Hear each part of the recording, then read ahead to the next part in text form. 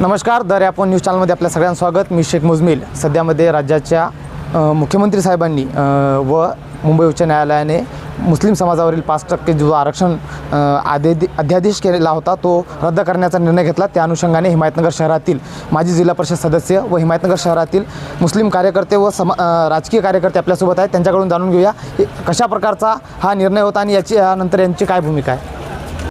मोदी जी और हमारे फडणवीस सरकार जो है त्यांनी सांगितलं की हम सबका विकास सबका साथ सबका विकास करेंगे. असं मला तर वाटणं झालं की हे सबका साथ सबका विकास करतील. हे मुस्लिम सगळ्याचे आरक्षण अबाधित ठेवून हे मुस्लिम आरक्षण फक्त रद्द करण्यात आलं. त्यासाठी मला हे योग्य दिसणं झालं.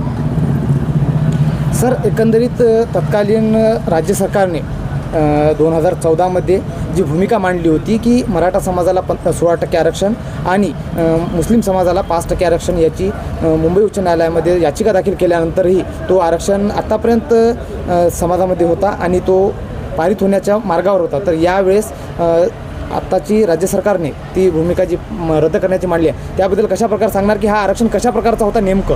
हे आरक्षण कायद्याच्या चौकटीत राहूनच आरक्षण ठेवावं लागेल. दुसऱ्या मराठा समाजाचा किंवा इतर समाजाच्या आरक्षणाबाबतीत मी काही बोलणार नाही, पण मुस्लिम समाजाला 5% आरक्षण द्यायला पाहिजे. मी विनंती करेल या फडणवीस सरकारला की मुस्लिम समाजालासुद्धा 5% आरक्षण द्यायला पाहिजे. सर, यावेळेस हिमायतनगर शहरामध्ये काँग्रेस पक्षाची सत्ता आहे आणि माजी आमदार माधवराव पाटील जळगावकरसुद्धा आहेत. तर कशा प्रकारची भूमिका पुढे असणार तुमची या आरक्षणाला घेऊन? आरक्षणाच्या बाबतीत मी आताच सांगितलं तुम्हाला की सरकार आमची नगरपंचायत आहे. हे राज्य सरकार केंद्र सरकारचा विषय आहे. आम्ही तितके मोठे नाहीत. आमची इच्छा व्यक्तिशः इच्छा आहे की आमची 5% मुस्लिमांना आरक्षण द्यावं, इतकीच आमची भूमिका आहे. याचबरोबर आपल्यासोबत हिमायतनगर शहराचे रहिवासी व नांदेड जिल्ह्याचे अल्पसंख्याक उपाध्यक्ष फिरोज खान साहेब आहेत. त्यांच्याकडून जाणून घेऊया या आरक्षणाबद्दल.